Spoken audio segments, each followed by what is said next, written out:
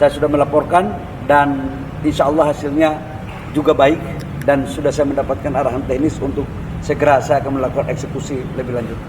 Perizinan tambang di dalam kawasan hutan, ada di hutan lindung, ada di hutan konservasi, ada kemudian di cagar alam, dan beberapa IUP yang dalam kawasan hutan. Tadi kami juga sudah melaporkan kepada Bapak Presiden. IMF memperingatkan perekonomian dunia kini mulai bergeser menuju skenario yang lebih buruk seiring berlanjutnya konflik geopolitik di Timur Tengah. IMF pun menegaskan bahwa negara berkembang paling terdampak oleh krisis ini, di mana negara berkembang lebih rentan terhadap lonjakan harga minyak, pelemahan mata uang, dan arus modal yang tidak stabil. Dana Moneter Internasional memangkas proyeksi pertumbuhan ekonomi global akibat lonjakan harga energi yang dipicu perang di Timur Tengah. Namun lembaga tersebut memperingatkan perekonomian dunia kini sudah mulai bergeser menuju skenario yang lebih buruk seiring gangguan berkelanjutan pada jalur pelayaran strategis Selat Hormuz.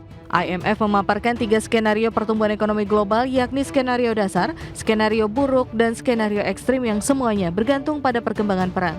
Dalam skenario terburuk, ekonomi global diperkirakan berada di ambang resesi dengan harga minyak rata-rata mencapai $110 Amerika per barel pada 2026 dan $125 Amerika per barel pada 2027.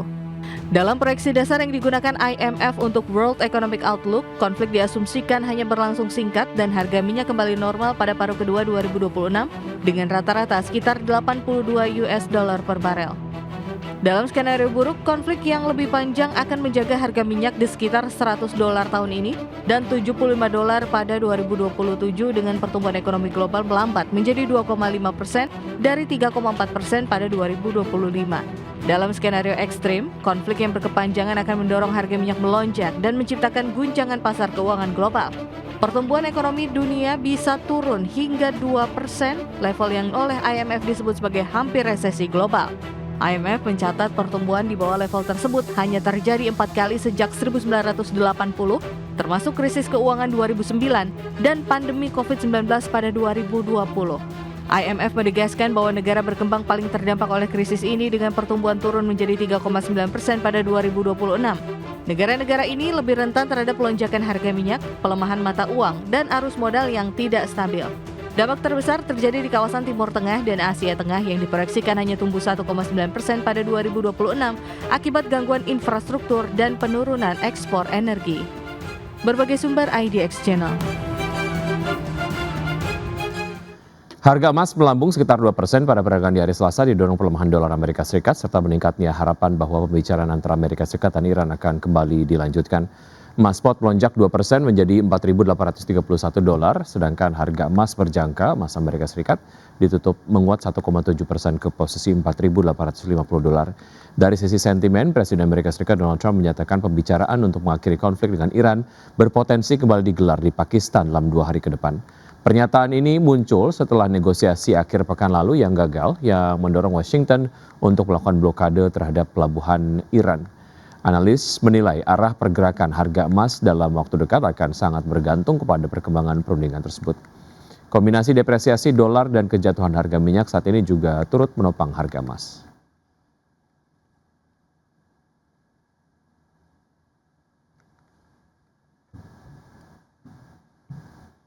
Ya, selanjutnya bursa update dari bursa global. Bursa saham Wall Street yang menguat pada perdagangan di hari Selasa dengan indeks Nasdaq Composite yang melesat hampir 2% dan mencatat kenaikan 10 hari berturut-turut. Sedangkan indeks S&P 500 yang mendekati level rekor tertingginya didorong optimisme terhadap potensi penyelesaian konflik di Timur Tengah serta respon positif investor terhadap laporan keuangan perbankan dan data inflasi terbaru. Pada perdagangan di hari Selasa, S&P 500 ditutup melonjak 1,18% ke level 6.967, Nasdaq Composite yang naik 1,96% ke level 23.639 dan Dow Jones Industrial Average yang menguat 0,66% ke posisi 48.535.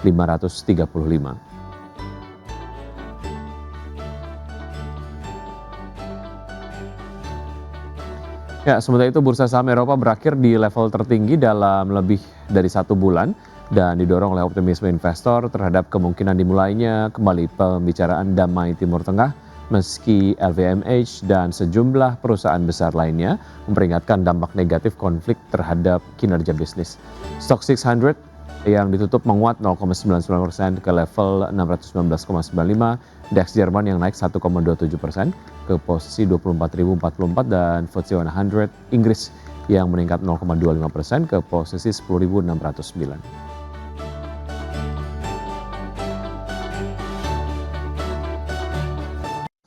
PT Indika Energi Tbk mengintip peluang perbaikan kinerja pada tahun 2026. Ya, tak hanya memanfaatkan pemulihan harga batu bara, perseroan juga makin aktif mendiversifikasi bisnis.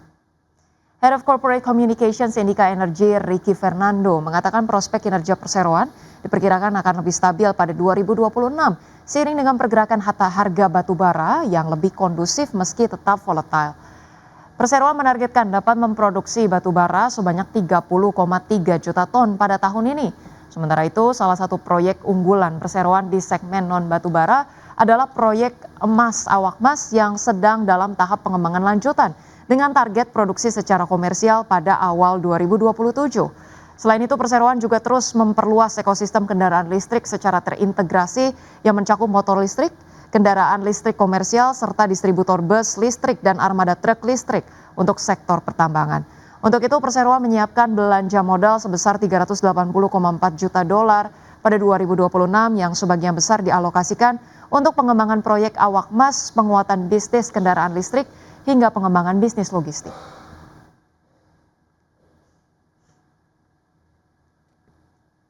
Pemirsa Mitra Keluarga Karya Sehat atau MIKA terus melakukan ekspansi agresif di tengah meningkatnya kebutuhan layanan kesehatan nasional. Ya, namun di balik potensi pertumbuhan jangka panjang, investor perlu mencermati tekanan margin dalam jangka pendek.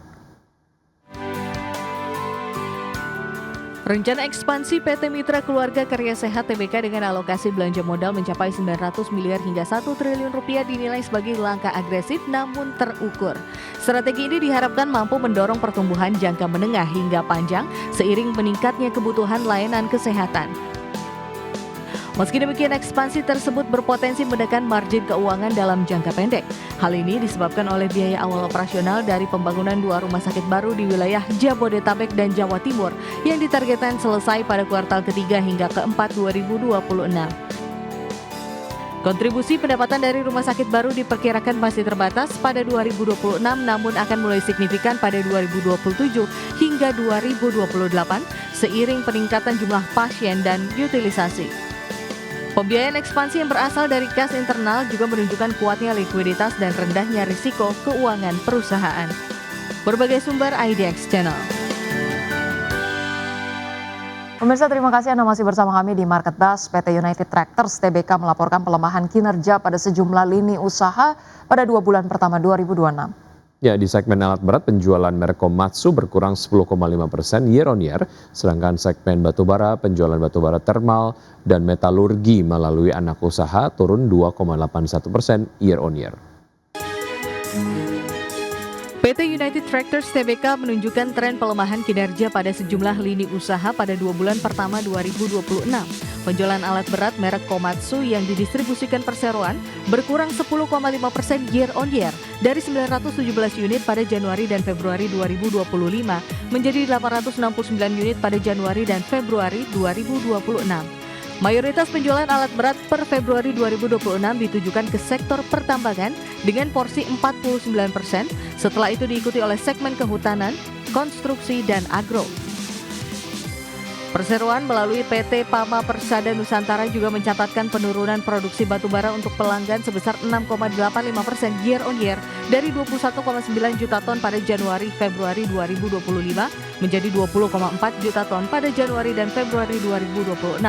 Volume overburden removal juga terkoreksi 7,49% dari 169,6 juta bang kubik meter pada Januari-Februari 2025 menjadi 156,9 juta pada Januari dan Februari 2026. Sementara itu melalui PT Tuah Turangga Agu, perseroan juga mengalami penurunan penjualan batubara termal dan metalurgi sebesar 2,81% year on year dari 2,85 juta ton pada Januari-Februari 2025 menjadi 2,77 juta ton pada Januari-Februari 2026. Berbagai sumber IDX Channel.